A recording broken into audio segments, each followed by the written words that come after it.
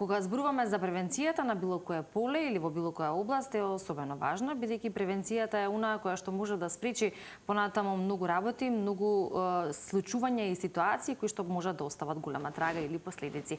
А кога зборуваме за насилството во било која форма или конкретно во нашата денешна тема за врсничкото насилство, тогаш апсолутно е важно да се зборува, односно да се превенира не само со зборување, туку и со практични дела или она кое што би требало да го правиме на ниво на држава или надлежните институции. Она со кое што се соочуваме, впрочем го докажува спротивното и затоа се отвара темата дали и на кој начин ги правиме пропустите, впрочем каде се пропустите, дали се во институциите, дали во секој од нас како индивидуа, како родител, како наставник и сите ние кои што треба да посветиме малку повеќе внимание на однесувањето на децата. Но ги прашавме и граѓаните пред да започнеме со нашата утринска тема и со гостинките кои што се дел од неа.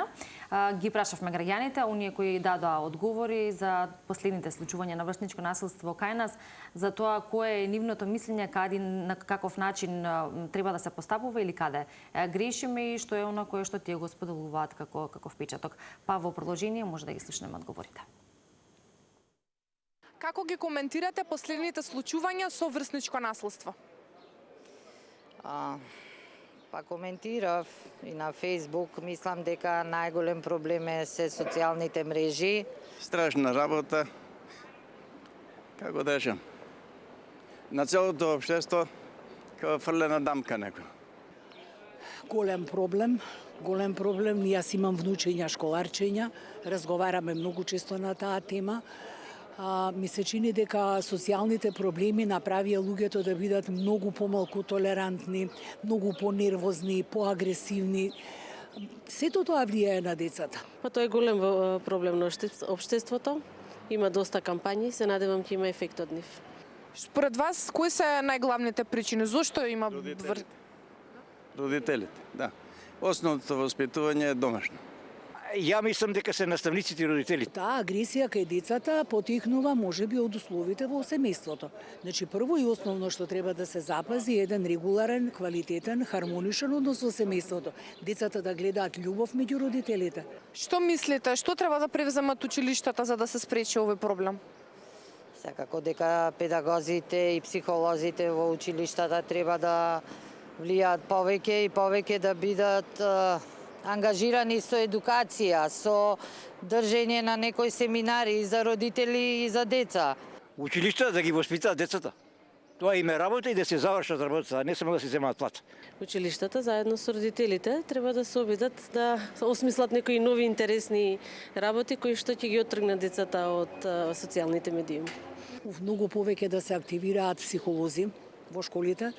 Значи нема институција во која што не треба да има психолог. Психолози, педагози, разговори со децата, медиумски да бидат покриени многу таков тип на разговори, на емисии кои што ќе бидат посветени на воспитувањето на врсничкото насилство. Тоа ќе биде долготраен процес, да се разбереме, тоа не е нешто што преку ноќ може да се реши. Меѓутоа, кога и во оваа наша држава многу работи ќе се стават на ред како што треба, верувам дека негативните последици ќе се намалат. Они може да ги учат децата колку сакаат, меѓутоа основното се добива дома. А целата приказка произлегува од криминална Македонија. Македонија е криминализирана до последна клетка своја. Така е, да, ние разборени во студиото токму за оваа тема која што е вистински аларм за нашето општество, за жал тивка епидемија на нашата младина. Се повеќе не загрижуваат состојбите, ситуациите кои што за жал не се случуваат можеби и на секојдневно ниво. Во голем дел тие се и неоткриени, не така достапни за јавноста, а ги има.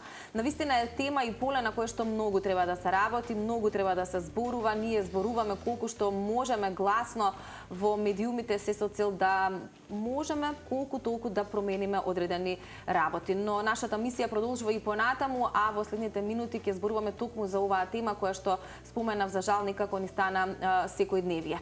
За личните примери, за личните искуства, за работата со клиентите, за тоа што се или како размислуваат децата во многу од одговорите кои што ги погледнавме кај граѓаните, беше присутен фактот дека се потекнува од дома и дека некое незадоволство во семејните односи или во едно семејство може да проектира многу насилство, би рекла, во различни видови, така што за насилството од повеќе аспекти утрово во следниве 30 на можеби 40 минути ќе зборуваме и ќе дебатираме заедно со Амила Мемиша Апостоловска, која што инаку е клинички психолог, но и од лично искуство за вашите деца ќе зборуваме утрово што значи врсничкото насилство и какви траги остава и на вас како родител и се разбира на децата, и заедно со нас Мирјана Јовановска-Стојановска, која што е психолог и психотерапевт, исто така да речам дел од вашето секојдневие и пракса е секако на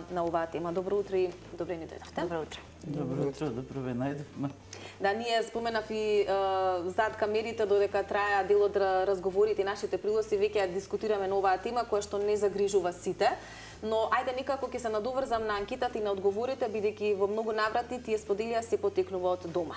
Вие климавте со главите и тоа навистина ги потврдува моментите колку е важно домашното воспитување или растењето на едно дете, дали ќе биде тоа во љубов, топлина, во секојдневен разговор со родителите или со братчето, сестричката и така натака, и колку тоа може понатака да проектира со совесно или несовесно однесување на децата. Сакаш ти да почнеш? Повелете. Фала. Прво, мислам дека е многу важно да ова тврдење дека све потекнува од дома, да им помогнеме на родителите да не се чувствуваат виновни. Нели, за нешто дека они нешто направиле. Значи, јас не знам семејство во кое намерно родителите прават нешто за да нивните деца влезат во некоја категорија на некој што врши булинг или дека некој е немирен. Значи, такво нешто не постои во најголем број. Никој родител не бил среќен со дете насилник, така? Па никој не вложува ништо активно, свесно во детето за да создаде насилник. Значи, ако се случило такво нешто, да детето, нели, биде категоризирано или што е многу погрешно, ама нели ќе го кажеме ова е детето што има проблеми, тогаш би требало да им помогнеме на родителите, зашто некогаш родителите и сами не гледаат што се случува во семејството, заради тоа што ние живееме во едно модерно време во кое што многу се очекува од родителите. Прво, значи никој не може да биде совршен родител заради тоа што не постојат совршени луѓе. Родителот мора и се бара од него да се справи со општеството, со неговата работа, со неговите внатрешни емоционални лични проблеми кои ги донесел од некое семејство, со проблемите во партнерските релации што се јавуваат, со проблемите дека мора да донесе доволно пари, дека мора да ги одгледа децата, дека мора куќата да ја покријат керамидите или, значи што све од нас бара модерното живење. И нерви во тоа бара и да бидеме родители, некој што ќе воспита и ќе подигне деца и ќе ги направи да бидат одговорни. И нормално дека во сето тоа некаде нешто ќе се случува, а тоа што детето разбрало од тоа и начинот на кој што детето ги процесира исто тоа што се случува во семејството, може да доведе до такви некои несакани, немили последици, зашто никој не сака нели да дојде во училиште да му речат види твоето дете е насилник и да се чувствуваш многу гордо и да речеш успеав да го направам тоа. Да. Така да мислам дека ние да зборуваме во смислата дека се почнува од дома, ама во смисла на тоа како ние можеме да помогнеме во тоа дома, што е да добие еден облик во кој детето ќе се осеќа поддржано, сакано, во кој што нема да добија желба на трешниот свет да го реши по пат на агресија, по пат на повредување и смејување на другите околу себе, него да најде еден поздрав, значи не постои дека мора така да се фиксира, ама да си го бара патот во животот во кој што ќе биде социјално прифатен, ќе сакаат сите да бидат со него, ќе се чувствува, сега користам машки род, ама тоа нели машко и женско се заедно, под истото влегуваат, значи да создадеме, да дадеме помош и да можеме да создадеме една атмосфера во која што тие деца ќе пораснат, зашто и тие деца, сите деца на овој свет заслужуваат да живеат сакано, радосно, да го поминат своето детство со добри спомени, да ги поминат етапите на развој низ кои поминуваат поуспешно и да станат некои возрастни кои се одговорни и може да служат на општеството. Така е. Сушност, ова за кое што говориме е едно освестување на родителите, како што и рековме, ако е тоа такво живење во ова брзо динамично темпо и можеби на некој начин и несвесно или механичко однесување секојдневно, а при тоа несвесни во смисла на тоа што се случува и како, на кој најдобар начин да го забележиме или што треба да биде, која е сигнализацијата која би требало да добие родителот за собственото дете и како нели понатаму да се постапува. Тука има голем број фактори и се разбира и како општество и кога збориме за улогата и одговорноста која што ја има секој од нас поединечно, па и општеството или самиот систем, институциите одговорни за тоа. Но дека состојбата е алармантна, тоа е факт и покажуваат и последните случувања на врсничко насилство и веројатно најмногу боли или најмногу допира кога ќе слушнеме лично искуство. Ниедна мајка се разбира тоа не може да го доживее како детска работа. Туку кога зборуваме буквално за насилство, а подоцна ќе разграничиме што е детска работа, а што е насилство, тогаш веројатно многу по отворено би требало да се зборува за оние кои што имаат храброст, или желба и сакаат и енергија тоа да го споделат, но тоа пак допира и многу побрзо освестува кога ќе се раскажат лични искуства и кога ќе се ставиме на местото на тој кој што веќе го доживеал тоа. За личните искуства, верувам и за нашите гледачи, нешто кое што можеме да го споделиме, а при тоа да ја испратиме она главна порака, што се случува од другата страна. Околу личните искуства, јас можам да споделам од моје лично искуство, каде што после известен период, јас не бев тука во Македонија, откако се вратев и откако заврши, да кажеме, 9-тото деление, јас дури го дознавам случајот што се случил, дека претходно моите родители и мојот поконтатко бил информиран за тоа што се случило на ќерка ми. Ќерка ми била претепана од исто нејзини врсници, кои што едно девојче кој што представуваше голем проблем во самото деление, која што половина од родителите ги отпишаат децата и ги презапишаа во друго оделение или во други училишта, но тоа девојче кога замина се смири и целиот клас. Таа го криела тој случај за да не биде понатаму исто така малтретирана и под закани, постојано се барале пари за да влегува во училишта, а сето тоа требало само да ме извести. Сега не е во ред затоа што јас од друга страна, познавајќи ги и разговарајќи со другите родители претходно за проблемите кои што се случува во тоа оделение, бев известена дека и родителите ја поддржувале во тоа што го прави. Од таму дека потекнува. Второто нешто кое што го доживев исто така, од како го дознав тоа со Андреја, јас се запишав на карате.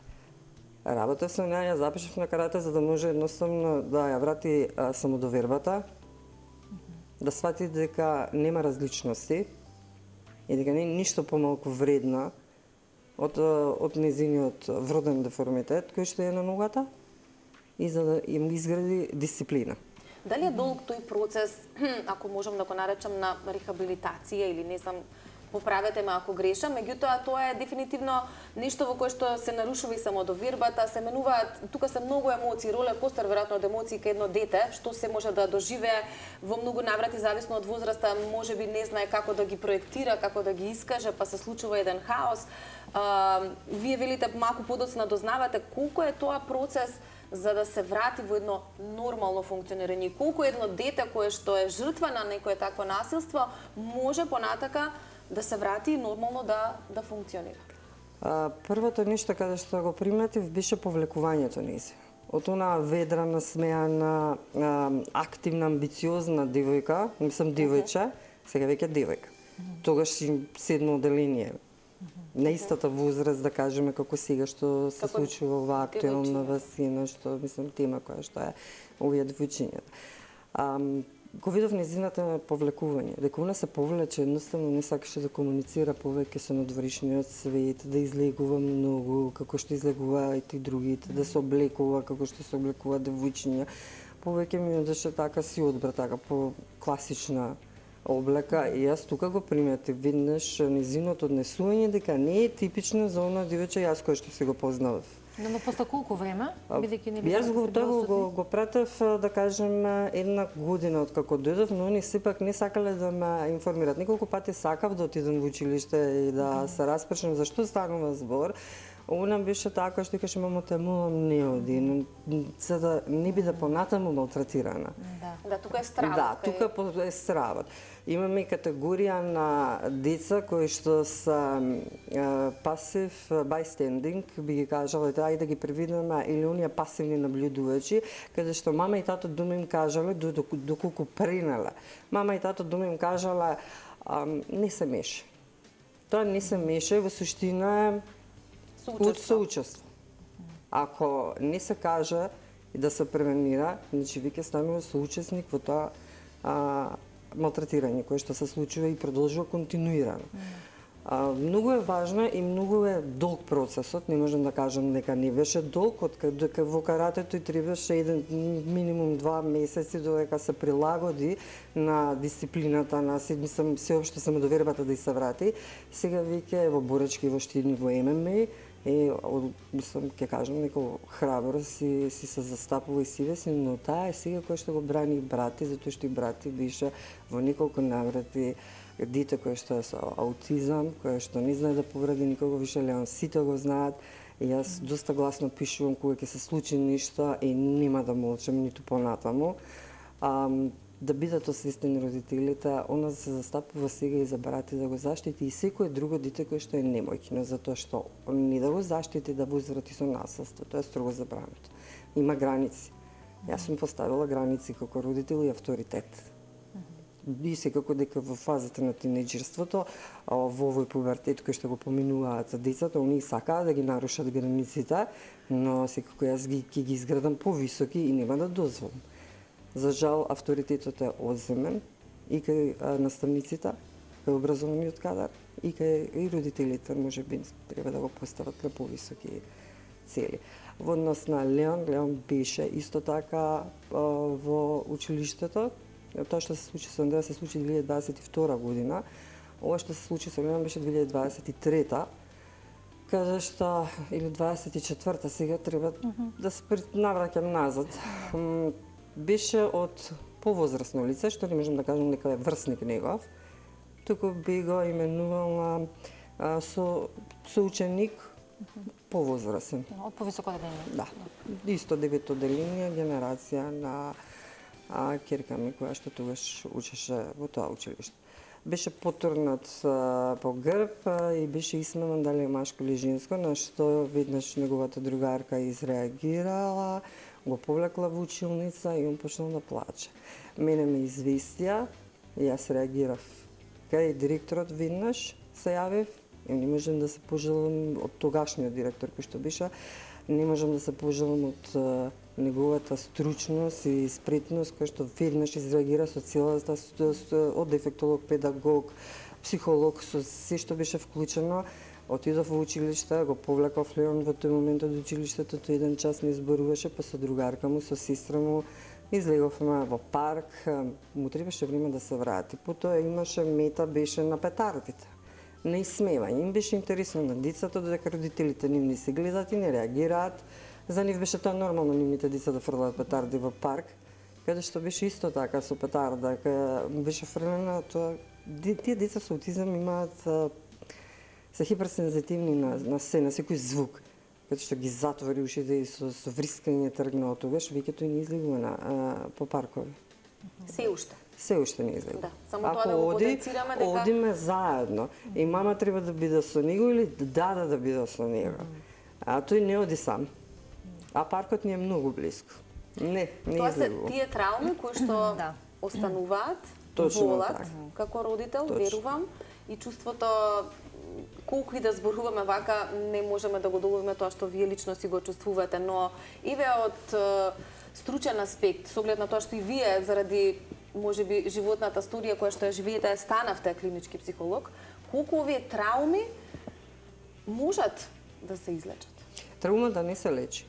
Туку? Сите кои што кажуваат дека траумата се лечи се во заблуда.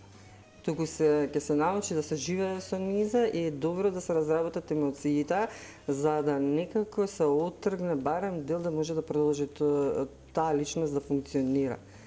А травмата не се лечи, таа останува, затоа што имаше случаи каде што деца кои што ни беа од соседниот влез на родители на негова возраст го нападнаа пред продавница, му барајќи му пари, а не знаева дека јас сум родител и дека го чекам. Во ноќни часови тоа беше кога се враќавме од кај моите, затоа што он после училиште оди кај моите. Од како го земав и кога им кажав да се тргнат од него, едноставно се свртеа и без трунка, ниту грама емоција, кажа вашиот син е ретардиран. Да трчем.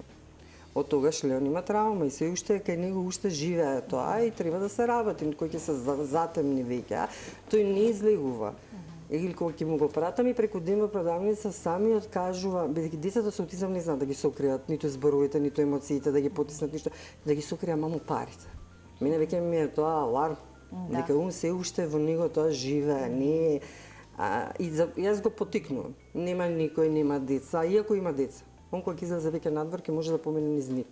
Тоа што понекогаш мора да поминеме низ дугинот за да излеземе многу поцврсти. Да, но и треба да бидеме цврсти за тоа така да речам живееме или нели да се соочиме со тоа, особено кога се работи за нашите деца. Од ова кое што го спомена Амела, никако се поставуваат повеќе прашања. Едно од тие прашања е кои се покрај повлекувањето, останатите начини или однесувањето кое што можеме да го забележиме поразлично, кога детето се соочува со нешто, дали е кога е жртва на насилство или пак можеби кога го врши насилството, ако не сме свесни како родители дека тоа се прави. Значи и во двата случаи како може да биде однесувањето и како дома да се разпознае дали преку комуникација или преку одредено однесување, а исто така само некако едно надоврзување, исто на ова кое што го спомена Мила, веројатно недоволната едукација и свесноста е резултат на тоа да родителите ги оставаат децата и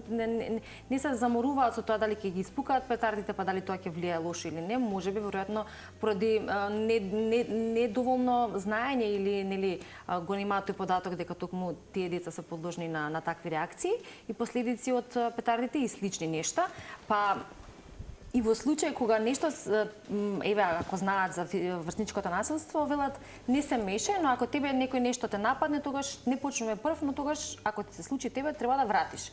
И почесто тоа се случува кога нели во состојба на самоодбрана, да ги научат децата на самоодбрана. Тука мораме да направиме на исто така граница, кога тоа дали така треба да се случува и која е пораката која што треба да се испрати до родителите, бидејќи и тука во позадина се крие чувството на страв. Да, ве збунив малку повеќе, да. Во однос на однесувањето во двата случаи, кога имаме жртва и кога имаме насилник. Како може да се примети родителите, тогаш значи доживувањето на травма може да влијае на сите аспекти на функционирање на личноста. Значи тој однесувањето ќе се промени или ќе се повлече тотално, ќе почне да се затвара, ќе почне да не се дружи, или ќе стане и детето агресивно. Значи, зависно сега од детето како ги процесира тие работи за себе. Ќе стане агресивно дома, со родителите, или со животинчињата што ги имаат дома, миленичињата, или со некој другарче, или со братчето, сестриче што е помало од него. Каде што ќе може да почувствува дека е помоќен, веројатно, со тие луѓе. Да, може да искаже нешто, дел од она што го... Или ќе се затвори скроз, па ќе седи дома, интернетот е супер место кај што сите може да се повлечат и таму нешто да гледа, може тогаш да гледа многу поагресивни хорори, може да гледа или било како. Значи ние ќе видиме дека нешто се случува. На ниво на емоции, тоа преживувањето, силно преживување на тоа што емоциите врзани со травмата, во која што ние ќе видиме нели дека детето сега преосетливо, значи тоа ја намалува толеранцијата на секојдневните случувања, па за ништо може да заплаче и да така да се повлече од нешто што се случува или пак ако нешто се случи веднаш да се повлече негде и да се затвори, значи да не може да ги издржи веќе тие емоции кои нормално во текот на денот може да најдат. Когнитивно може да биде тоа да не може да се концентрира на учењето, да не може и покрај тоа што ќе ја прочита лекцијата и покрај тоа што ќе остане тука, нема да успее да совлада материјалот, да ги научи. Значи, способностите кои детето ги имало предходно и биле, нели, родителите знаат колку нивното дете може, сега не може ни еден стих да научи, например, или не може да има тематика, или има нетрпение кон тоа што го прави. Значи, може, кон социализацијата има промени, значи нема да се дружи со другарчињата, нема да оди на роден дени, ке не ги вика дома, не излегува да си игра надвор. Така да, или ќе стане па премногу, цело време да биде надвор. Од едната крајност до другата. Да, значи зависно се тоа меѓу едната крајност и другата, има тие илјадници варијанти во кои што детето може, али родителите секако ќе приметат дека нешто во однесувањето на детето се сменило, во начинот на кој што се облекува. Значи тоа ќе излезе некако, тој ние сите зборуваме и Фројд кажал, нели, дека несвесниот дел никогаш не може да остане тотално скриен. Ќе видиме дека нешто таму некаде не е. Ќе стане помрачно детето или ќе стане многу експресивно. Значи, ама не е така како што било. Да. И би требало да реагираме, тогаш да прашаме што е со детето, да му посветиме повеќе внимание. Значи, не мора веднаш да биде тоа некоја помош да го несеме на психијатар, него да навистина му посветиме, да останиме долго време и тогаш може да се заинтересираме со психологот во училиштето, со наставничката, со класната, што се случува во тоа училиште, како е. Тоа се индикатори многу битни. Оценките се послаби. Колку се разговара денеска, Миријанета, родителите со децата, затоа што многу пати сме зборувале, трка е со времето. Да. Нели, меѓутоа тоа не е изговор. Колку се разговара и во училиштата, значи психолозите, колку педагозите се присутни таму за да си ја вршат својата улога и работа онака како што треба? Па да ви кажам, јас познавам многу психолози кои работат во училишта, педагози познавам исто кои работат во училишта. Значи луѓето се трудат најдобро што може да си ја завршат работата. Работата кај нас што ние во Македонија немаме специализација за училишни психолози. Значи луѓето кои работат во училиштата, психолозите се психолози кои работат во училишта, ама не училишни психолози. Значи они развојот нивни, едукацијата и специализацијата е оставена на нешто што е лично доживување. Ако сакаат, они одат на некои едукации што се за психотерапија, кои не се специализирани баш за нивната работа, него се психотерапија е некое големо, огромно поле во кое што они се учат, се надополнуваат, сигурно читаат, се делат со некои искуства, ама никој специфично не е спремен од нив баш да работи со деца и со проблематиката која децата имаат во училиштата. Зашто е тоа многу специфично. Друга е семејство, кога таму се одбработува, друга е вамо. Значи, а они работат најдобро што може, така да мислам дека може да Министерството за образование, најповеќе е повикано Бирото за развој на образованието, да размислат како да им помогнат на психолозите кои ги примаат, не е доволно да ги имаат само на хартија и да кажат дека е задоволен законското побарување да имаат психолог во училиштето, него да навистина ги искористат кадрите, зашто повеќето што јас ги познавам или можам да кажам дури сите, навистина сакаат да ја работат својата работа, се посветени на децата, ги повикуваат на разговори, еве секогаш кога нешто добро, нема да зборувам за тоа, за некои специфични случувања, значи навистина се трудат да направат се што можат кога нешто ескалира, кога нешто ќе се појави во одделението, ама замислите еден психолог кој работи во основно училиште и за сите тие години од прво до девето. Значи по 4 класа да ги има, 9 па колку таму математика сега да не почнем да рачунаме, а замислите да во секој клас има барем 20 деца. Да. Значи тоа е малце, плюс тоа организирањето на сето тоа што е во школот и тоа му го даваат на психологот.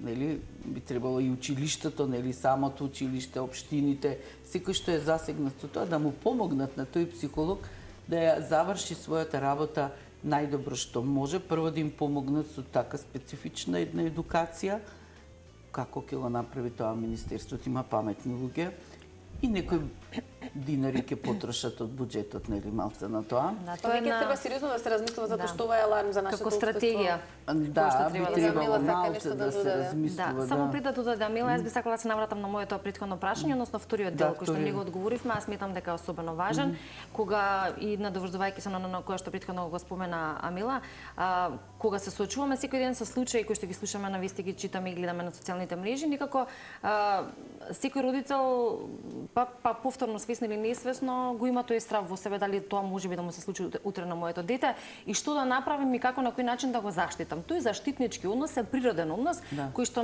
доаѓа природно и кој што некако не тира можеби е повторно инстинктивно или да го советуваме детето да нормално не се вмешува во одредена тепачка или некој таков конфликт, но истовремено ако се случи такво нешто или напад кон него да возврати. И тоа е првата реакција која што може да се случи. Веројатно се соочувате со можеби такви ситуации во вашите работни искуства. Тоа веројатно ќе го категоризираме како нешто што не треба да се случува, но како на тоа да се работи, бидејќи повторно велиме тука родителите со се што се соочуваат во денот, на крајот веројатно ќе го дадат Да, па добро, можда прво место ќе речеме било училиштето, каде што од време на време може и да се организираат некои такви собири, работилници и тоа, на кои што ќе бидат поканети родителите и на кои што ќе се зборува. Но тоа училиштето не е единствено место каде што е. Можда државата цела, Министерство за труд и социјала, исто би требало тоа да се вклучи. Значи, како да ги воспитаме родителите, како да им кажеме со што они ќе се соочат. И тоа е помошта. Болниците во кои што доаѓаат, нели, трудните жени би можеле веднаш да од таму да почнеме што треба да се случува.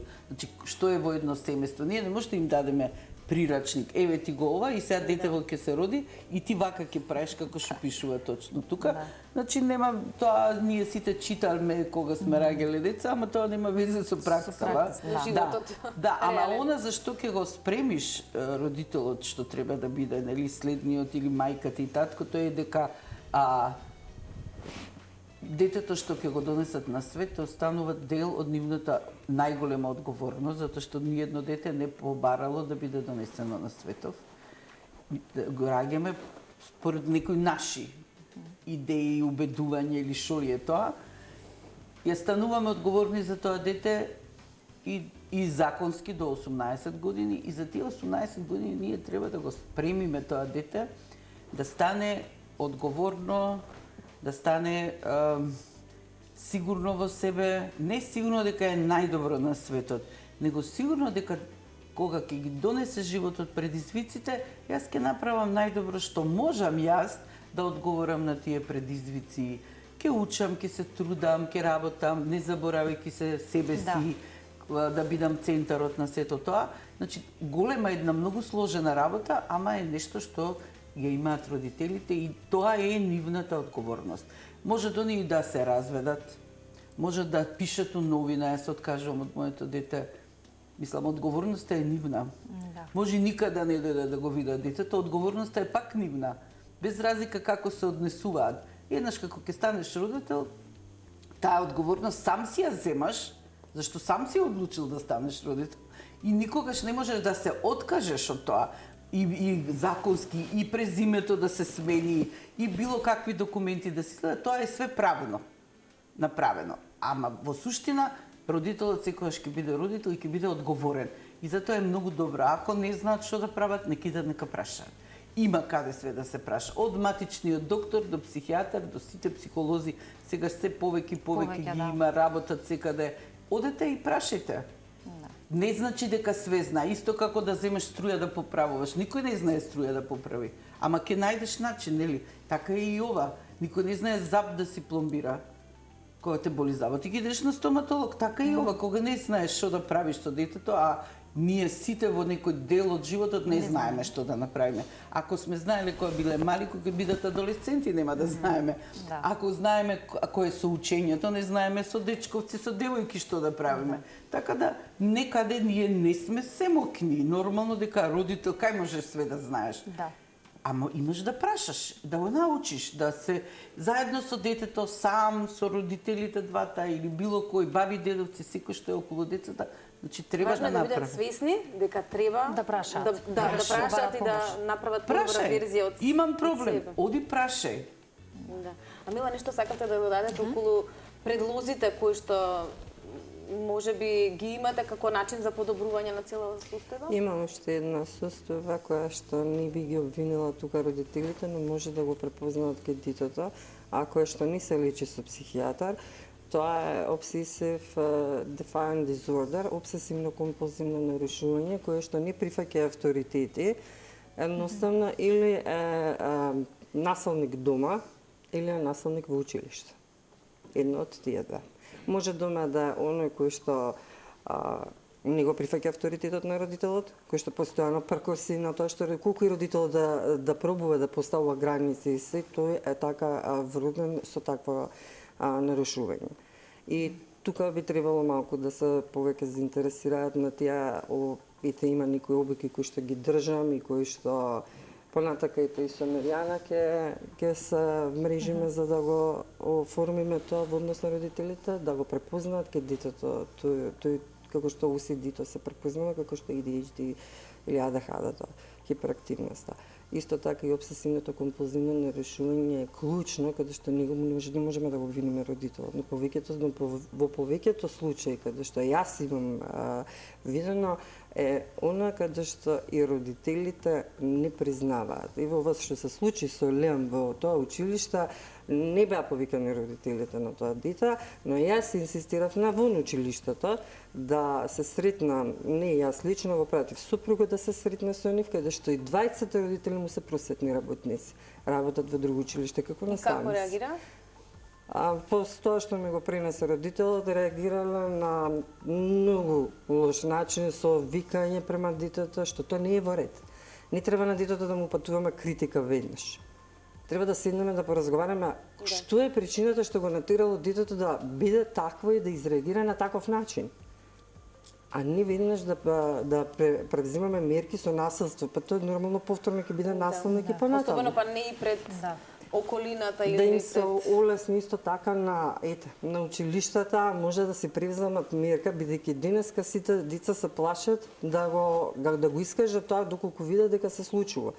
Надвор и во училишниот двор се случуваат насилства или пресметки меѓусебни кои што во училиште ќе премолчат, па кога ќе излезат надвор се претепуваат на улица. Може да се отвори кутија едноставно кој што ќе биде анонимно, тоа го апелираме до сите училишта, каде што секој кој што ќе види насилство, ќе си напише писмо и ќе го пушти во таа кутија и еднаш во неделата или може и на дневно ниво да се одвои еден час да се прочита или доколку има нешто во кутијата, доколку нема си, како нека остане така анонимно, за кој клас само се работи и да се наблюдува тој клас без да се знае. Може да се треба да се превземат мерки, да се вклучи исто така и инспектори за малолетничка деликвенција во цивилка за да не се травматизираат децата, кои што ќе бидат во училиштата присутни. Но исто така и МВР да излезе на местата кои што се црни точки, ја многу добро ги знаат, како парк. Во парк се собираат лица кои што се малолетни, кои што пијат, кои што користат дрога, кои што не е дозволена за децата. Като што сум била сведок да не можам јас сега, како што градоначалникот го обнови фонтаната, Лотоска фонтана, јас не можам да си го однесам детето, да си седнам со него, затоа што тој ќе види слика која што не е во ред да гледа. Кај малолетни лица. Тука веќе родителите, мислам, како може детето моје да излезе, јас да не го видам како е нашмигано, како е облечено и каде ќе оди. Да, никаде сме кон крајот, но мислам дека исто така е многу важно да го продискутираме моментот со социјалните мрежи. иако и тоа е една долга и обширна тема, ќе обидете се во неколку куси црти колку што можеме, заради тоа што многу пати кажавме дека проблемите доаѓаат и оттаму. Многу пати насилниците, како што пред малку издвоивте Миријана, ќе се затворат, можеби ќе гледаат насилни содржини и ќе станат уште поагресивни. Влијанието факт е дека е огромно и веќе светот и многу од земјите, па сега можеби не многу, но дел од земјите сериозно размислуваат за рестрикции кога се социјалните мрежи во прашање, баш како резултат на тоа што последиците веќе ги живеат и се гледаат. Мислам дека Македонија е се уште глува некако за тоа поле, ако ние не размислуваме за основните работи кои што можат во училиштата да се воведат, можеби ова е еден поголем проблем за кој што треба можеби и време и така натака, или некогаш за жал треба нешто ептен страшно да се случи, па нели тогаш да се преземат работите. Каков е вашиот став на оваа тема? Став, немам некој баш тврд став кон тоа, заради тоа што ние не можеме да се лишиме од придобивките на цивилизацијата. Да, да се даде целосна рестрикција. Сега, целосно да речеме, и сега најбезбедно би било да не го пушташ детето да иде на интернет. Ето тоа. Да не му дадеш телефон, да не му дадеш телефон, да не му дадеш лаптоп, таблет или било што, да нема никакви. И што, да не му даваме тогаш да гледа телевизија. Значи, малце повеќе труд ке бара од нас сите. Како прво да му објасниме на детето што значат социјални мрежи, што може да се случи, како што им кажуваме кога излегуваат надвор, да не изборат со чичковци или тетки што не ги познаваат, да не земаат бомбони, да се качуваат по туги коли, дека за било што да се случи треба да дојдат кај родителите да зборуваат, дека нивното тело е нешто што е припаѓа само на нив, дека никој не смее да ги допре. И такви некои работи што ние им ги учиме од мали децата, значи би требало такво нешто да биде и за интернетот. Значи пак ќе почнеме од родителите, ќе почнеме од училиштата, од градинките, би требало на некој зависно од возраста на децата, значи да се повторува тоа. Во секоја година детево е во градинка, ќе направиме некоја игра во која ќе му кажеме користењето на социјалните мрежи и интернетот е дел кој е многу забавен и дел кој е многу опасен. И треба да мислиме и на едното и на другото, зашто децата, тоа е нивна карактеристика, не е тоа зашто се немарни или мрзливи или било како, тешко е разликуваат или воопшто не разликуваат виртуелната реалност од оваа реалност во која што живееме. Да. Фантазијата и реалноста не ги разликуваат. Значи, ние сме тие што треба да им кажеме и да им го опишеме тоа. И така, кој ќе дојде следната година, пак од почеток на годината, па истото да го почнеме. Пак истото да си го кажеме. Ова е опасно, не знам што да. Пак следната година, па од почеток, и како детето ќе расте, ќе добива се повеќе информации кои се за неговата возраст, што треба да прави, со кого да не комуницира, со кого, како, колку време треба да помине, тоа ние наша грижа исто, колку ќе му дадеме да види, дали смее да игра игрички, па ќе игра. Јас кога бев мала, затоа што многу читав, мене ми вика ќе си ги расипеш очите. Сега им викаат исто за на таблетот, а моите очи сега се расипа од кога сум многу возрастна. А иначе ништо не ми се расипа, ми се отвори еден огромен свет во кој што навистина јас сум си благодарна што било такво детството. Исто овие деца, ние што сега ќе ги затвориме, ќе ти се расипат очите, добро, не се расипуваат, ама затоа ќе му кажеме како да гледа за да не му се. Така да, мислам, баш вие рековте да биде кратко, ова е стварно огромна... не може да биде... Да, многу, да си ја земеме сите нашата одговорност. И да си мислиме, прашуваме, да си читаме. Јас би се надовезала на тоа дека во однос нас и постои тука и сайбербулинг. Да. Значи, сайбербулингот денеска не е актуелен, додека порано како деца сме имале прилика да видиме на лице место како изгледа едно малтретирање или врсничко насилство. Сега тоа врсничко насилство се случува на социјалните мрежи во затворена соба. Да. И треба родителите барем да имаат контрола, што денеска постојат многу апликации за да се изврши контрола, колку детето поминува време и на која апликација, на кои социјални мрежи. Дали е тоа TikTok, дали е Instagram, дали е Facebook. Иако повеќето сега од помладите користат повеќе TikTok и Instagram, не користат Facebook, социјални мрежи. Исто така и игрите се многу агресивни, што заживуваат во подсвеста, а потоа децата како што го заживуваат тоа, зашто сум имала прилика да бидам во градинка и да видам дека едно дете едноставно се однесува, да кажеме, агресивно, играјќи ја играта. Значи, он веќе живее во таа игра. За живеене. И одеше долг период на опоравување кај дефектолог, логопед, за да се извади тоа од него. Затоа треба, мислам, дека и да се поведат и мерки во однос на користење на социјалните мрежи до одредена возраст. Затоа што детето треба да го види реалниот свет, а не виртуелниот. Па да таа зависност е како зависност од наркотици. Таквија исто функционира мозокот. Да, и затоа бараат се повеќе и повеќе или се навлекуваат се повеќе и повеќе на тие содржини. Веројатно, ако дадеме да го сублимираме се тоа кое што го кажавме, како велиме, долго и широка тема која останува повторно отворена за следен разговор, од ова да ја извлечеме пораката која што денеска ја упатуваме, одговорноста припаѓа на секој од нас. Не треба да ја префрламе одговорноста, значи родителите кон наставниците или наставниците кон системот, институциите и така натака, бидејќи сите ние сме поврзани во тоа и подеднакво одговорни за тоа какви деца растеме и што е она кое што треба да се направи. Пред се важно консултацијата со психолог секогаш кога има потреба, нели, и да не бидеме гледачи или посматрачи, како видиме, наблюдувачи од страна, туку кога ќе забележиме такво нешто, да реагираме навремено. Едукацијата е важна, превенцијата исто така, да се надеваме на подобри времиња каде што барем како велиме ќе се помалку и помалку ќе се појавуваат ваквите насилства, да не ги гледаме толку често и да знаеме дека одиме можеби со побавен чекор, но кон подобри резултати, а верувам дека и ваквите разговори придонесуваат за тоа. Благодариме многу за вашето време и за тоа што пред се Мила искрено говоревте за личното искуство, а Милена вие за вашата долгогодишна работа и за она кое што нели треба да се каже од еден нели заеднички професионален аспект.